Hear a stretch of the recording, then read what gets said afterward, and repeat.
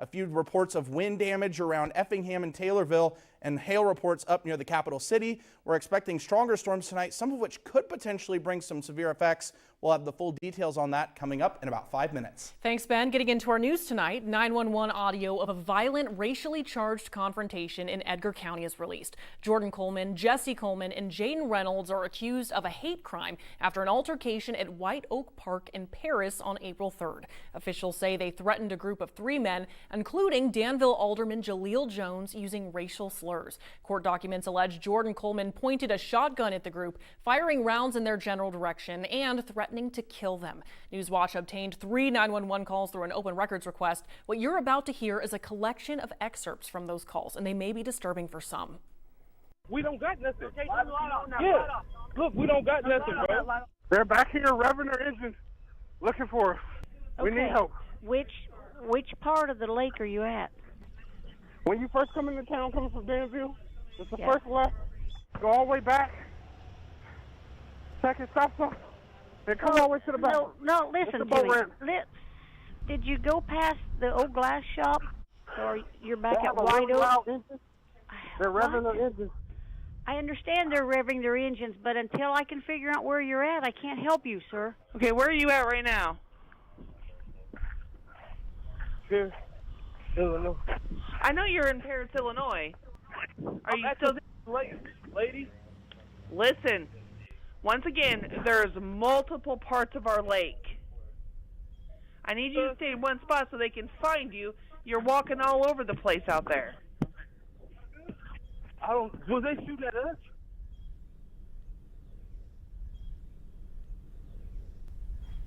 Jordan and Jesse Coleman are set to be tried on June 30th. Jaden Reynolds is scheduled to attend a pretrial hearing on May 22nd. We'll follow the story as it develops.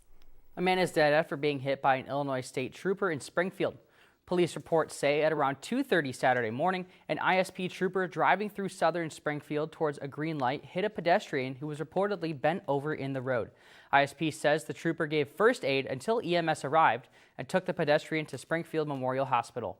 The Sangamon County coroner confirmed the death of 45-year-old Charles Henderson of Springfield, who was pronounced dead at 3:12 Saturday morning. A Chicago man is facing charges after hitting an Indiana State Police vehicle. The police say around 2:30 Saturday afternoon, an Indiana State trooper was working a traffic stop in Vermilion County, Indiana, when his vehicle was hit by a southbound vehicle. The driver was identified as 66-year-old Carmen Thornton of Chicago. Authorities say they conducted a DUI investigation of Thornton on the scene, and he failed the standard sobriety tests. Thornton reportedly faces 2 felony charges of drug possession, along with DWI and reckless driving. Now back in Illinois, major construction projects worth more than $100 million could soon benefit from tax relief from the proposed mega projects bill passed by the Illinois House this week. The House approved the measure in a 78-32 vote with the goal of keeping the Chicago Bears in Illinois as the franchise weighs a possible move to Indiana. Governor J.B. Pritzker says some changes are still needed to satisfy the team, including removing the amusement tax. And still, some Democratic lawmakers argue the entire bill needs an overhaul. When companies come to Illinois, they go negotiate with local governments about their property taxes. And if they can't get a good deal, they go to another state. And so we're just trying to create a process for that to happen. This is not the year to magically find a way to help a corporation that Forbes values in the billion. I'm advocating for my folks who can't afford their rent, who are getting cut off from health care, who need our schools to be stronger and better for their kids, who want to be safe on the streets. Nothing that is in that bill adds to any of those priorities. The rush for the Illinois Senate to make progress on the bill this week comes at the same time the NFL is meeting about the Bears' location. The legislative session ends on May 31st. Local police now have access to more life-saving gear thanks to grant funding. The Illinois Farm Bureau recently awarded a $4,400 grant to Mattoon Police. The funds support the purchase of automated external defibrillators for squad cars. Mattoon Police say the AEDs help enhance emergency response capabilities in the community. The Shumway Fire Protection District announced a new tool for their work. The department announced Saturday that they received a custom-built fireboat to be used at Lake Sarah. They say the boat will be used to reach remote parts of the lake rescue operations on the water, and the department also announced plans to get a ladder truck in the future. A local community is taking new steps to fill vacant properties. Our partner station WTHI reports the city of Casey and the Central Illinois Land Bank Authority are working together to promote housing development. They've partnered for Vacant Lots to New Homes initiative. The city has given the bank 5 lots, and officials say the bank will then sell those vacant lots for $1. That's to contractors and developers willing to build a home in 12 months. Who will be awarded each property will depend on how they score on this request for proposal process. We're looking for experienced contractors, experienced builders who are ready to go and to get homes built. Those interested in the program can drop off applications at the Economic Development Office at the Casey City Hall. They're due May 8th by 1 p.m.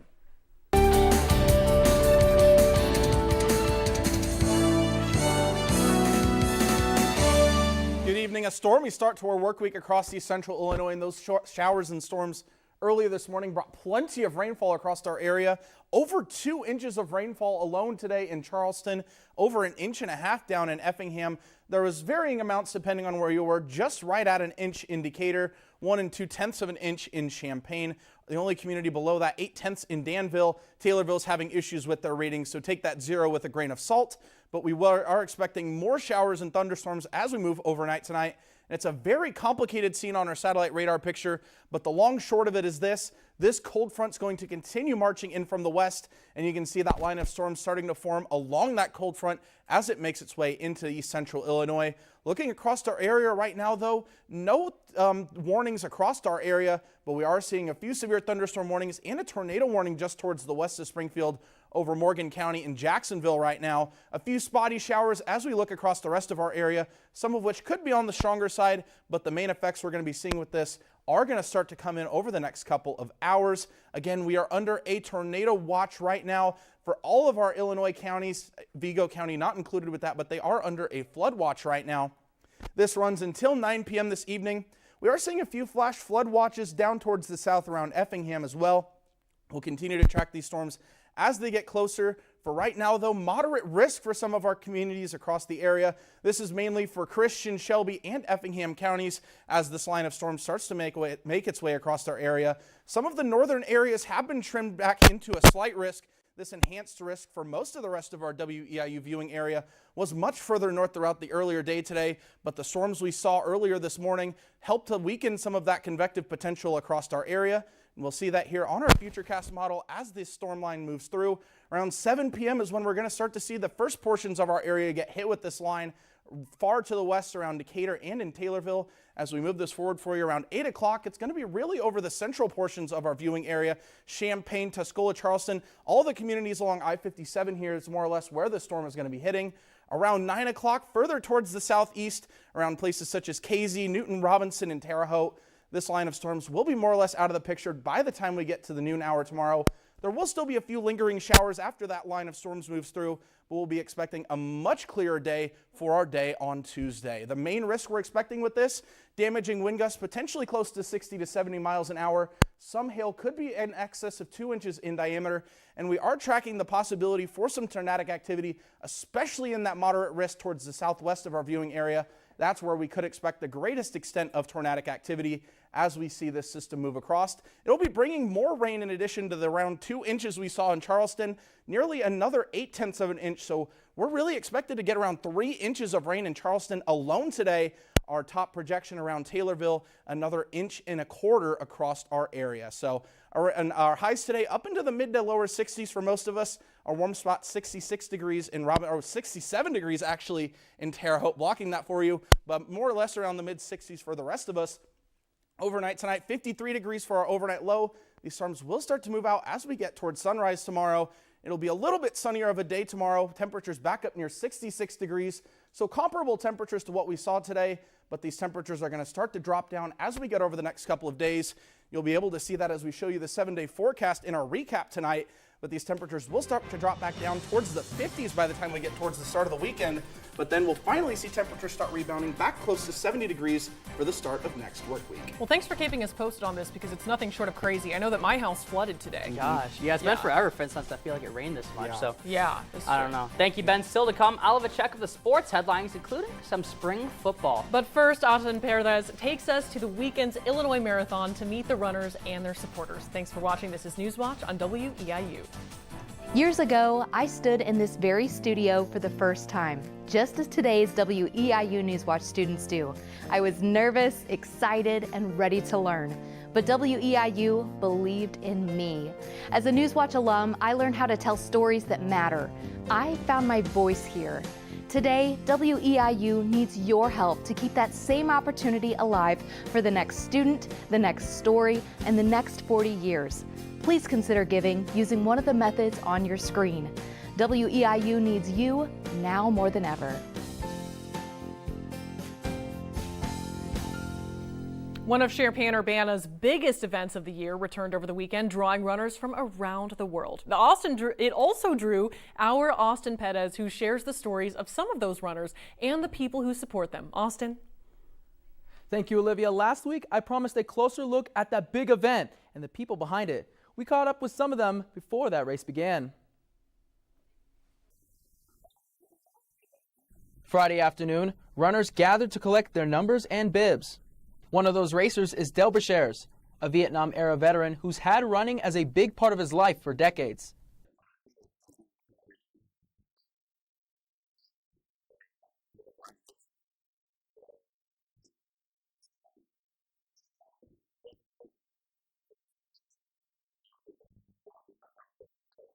Longevity is the name of the game when it comes to marathons. This race covers most of the city, with some parts winding through the city's parks and neighborhoods. And what you saw on that map is Meadowbrook Park of Urbana in all of its green glory. Runners in the half and full marathon will have to pass through this part to cross the finish line. Just like that, it's race day with a side of clouds. And they're off. Hundreds of runners with one common goal: finish that race. Before you know it, the runners are already at Meadowbrook. That finish line is getting close. Sometimes injuries can keep you sidelined, but it doesn't stop people like Katie Gifford, who pays it forward. I remember in Meadowbrook, it was like I was like going through it, and it was great coming out of Meadowbrook, and there was lots of people cheering, so I wanted to be part of that. Finally, it's the home stretch, and Memorial Stadium is booming with fans. R&R is just as important as training. The Milkman, aka Kevin Jones, used to run races like these, but became famous for the character he now plays. I started doing the milk thing about 3 years ago. First was in normal clothes. Then I seen a person run in a cow uniform, so I said, I got to step my game up a little bit. How can I step it up? And it's like, you know, like the olden days, the milkman. The only thing I don't have is my milk bottles. Maybe not, but his post-race reward for runners is just as refreshing. Chocolate milk. Del is one of the many finishers. He's rewarded with a banana and some good old chocolate milk from the milkman himself. Quite the finish for another good race in the books. Ben Rosa was named the official winner of the Illinois Marathon, completing the race in just 2 hours and 18 minutes. This is his first marathon win and only the second marathon he's ever ran. Back to the desk. Thank you.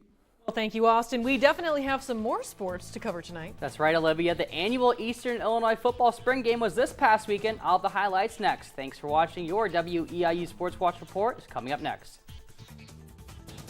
Hello, I'm Blake Wood, Eastern Illinois University class of 2006. I worked at WEIU Newswatch all 4 years of college and still have the collection of vintage shirts to prove it. The experience I gained at WEIU launched my career in TV news and public relations. Today, WEIU needs your help now more than ever. With the loss of federal funding, I'm asking you to join me in supporting the station. Visit WEIU.net to make your donation. What I'll always remember about WEIU are the lifelong friends I made and the professional experience I gained working at the station. It's where I anchored my first newscast, covered severe weather, and told stories that mattered to communities like Charleston, Arcola, Casey, and Paris. If you value education, local news, and local programming, please donate online or call the station. Support WEIU. Thank you.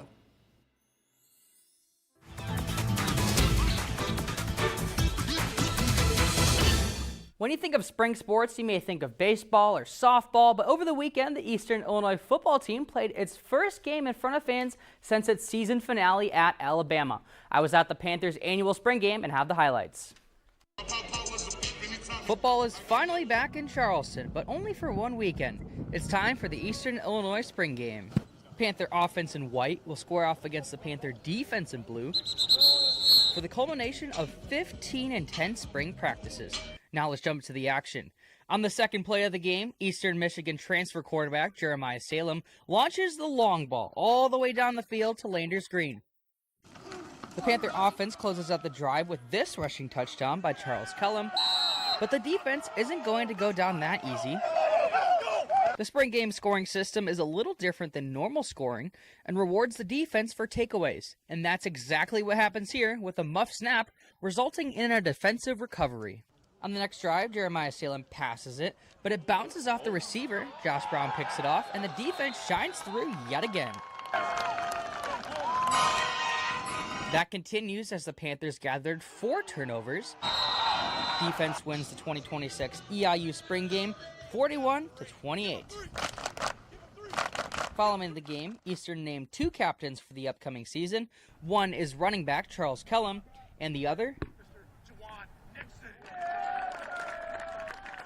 and he knows how special this is. It's one of those things, you know, it's good to see that my teammates believe in me and think I'm one of the better people to lead the program, but it also comes with a good bit of responsibility, meaning I got to live up to that captain name, you know. And so does Charles Kellum. It's a blessing, you know, that these guys believe in me to lead them, and I think me and Jawan can really take this team in the right direction. Those 2 guys epitomize what EIU football is all about. They have been tremendous students, they've been productive players, and they've been amazing people.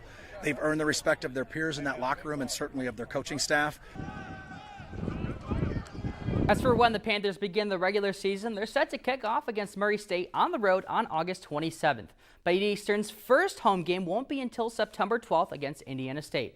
Now over to Panther baseball and softball. Their seasons are nearing an end, but are still on the hunt for more wins. And the Eastern softball team does just that, extending its win streak to 9 games and picking up their 30th win on the season. The Panthers completed a dominant 3-game sweep over the Southern Indiana, and up next they'll have one final series of the season taking on Friday at 1 at home against Tennessee State. As for the baseball team, they're starting off the weekend strong with a 9-7 and 10-6 win over UT Martin, and in the final game of the series they fell short 11-8. The Panthers will be back in action on Wednesday at Bradley with a 6-game homestand starting this weekend. Shifting from college to high school, Charleston takes on St. Anthony in a road game on Friday night.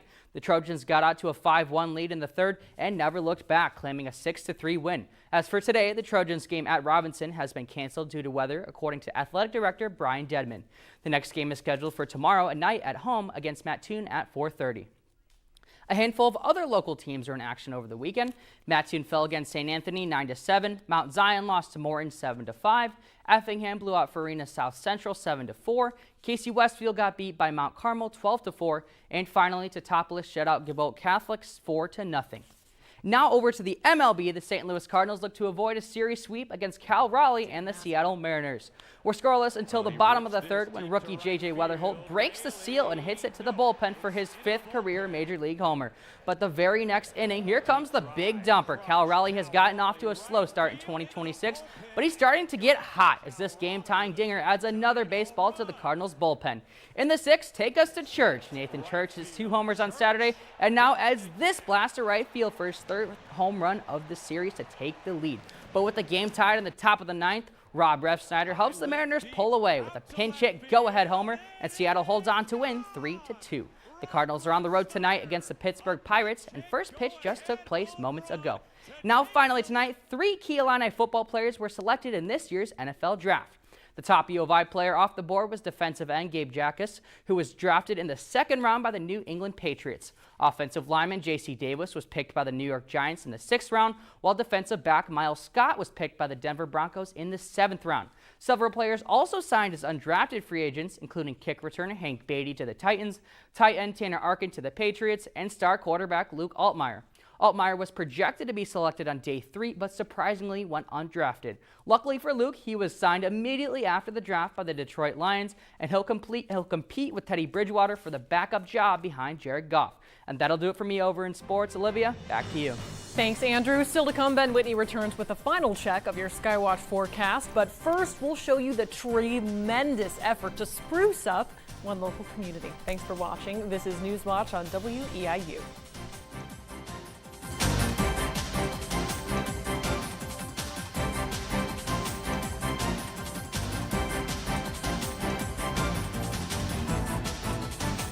Hi, I'm Everett Lau, an Eastern Illinois University graduate from the class of 2021. As an Edgar County farm kid, I grew up with a childhood dream of becoming a broadcast meteorologist. I spent a lot of time in the WEIU studio during my 4 years in college, and that's how I got to this studio, WTHI TV in Terre Haute, Indiana. WEIU prepared me for long nights of tracking thunderstorms, fine-tuning details of approaching winter storms, and how to be a broadcaster in general, whether it was weather, news, or even sports. I needed WEIU to achieve my dream, and now WEIU needs me and you to help carry out its mission of setting up students for success. Please consider making a financial gift to support WEIU so the station and its dedicated staff can continue operating this outstanding training ground for aspiring broadcasters, journalists, and scientists. Your gift can allow local students like me provide local programming for our local communities. Learn more at weiu.net or by calling the station. Thanks for watching.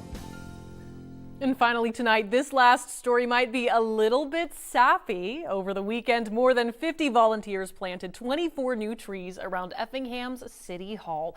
The city says the event was possible with the help from Public Works, the Morton Arboretum, scouts, parents, and community volunteers. They say these trees will continue to be part of their community for decades. It was all part of their celebration of Arbor Day, a national holiday dedicated to planting and caring for trees dating all the way back to 1872.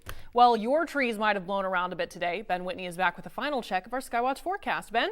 Yeah, we'll be seeing the most of those severe effects coming around over the next couple of hours. Down to 53 degrees for our overnight low. Those storms will be moving out by the time we get towards sunrise. But again, the window for storms across the WEIU viewing area, mainly around 8 to 11 o'clock tonight. The southwestern portions of our viewing area, including Christian, Shelby, and Effingham counties, under a moderate risk for severe weather. Majority of the rest of us under an enhanced risk, though we could expect all modes of severe weather in play as we move throughout the rest of our overnight hours. Once we get towards tomorrow, though, back up into the mid-60s across East Central Illinois. We see another chance for showers. No thunderstorms or severe weather expected with that system, but rain overnight Tuesday and into Wednesday. Then we'll see temperatures slowly starting to drop for the next couple of days. We'll have to wait a little while until those temperatures start to rebound. Back down near 53 degrees to start our weekend on Saturday.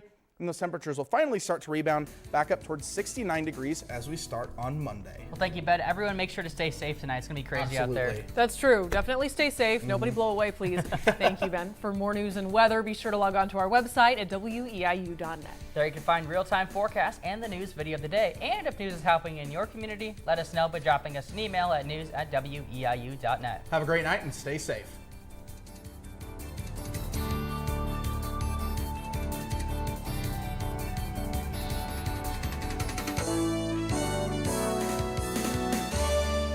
The Charleston House proudly supports Newswatch. Now welcoming guests on Charleston's historic 6th Street, the Charleston House Bed and Breakfast Inn offers refined accommodations in a beautifully restored bed and breakfast. For booking information, visit craigcollection.com or call the number on screen. TCI Realty, Charleston area's real estate connection. Commercial, land and farm, and residential real estate. Experienced realtors with an up-to-date website at tcirealty.net. TCI Realty supports the students of WEIU Newswatch.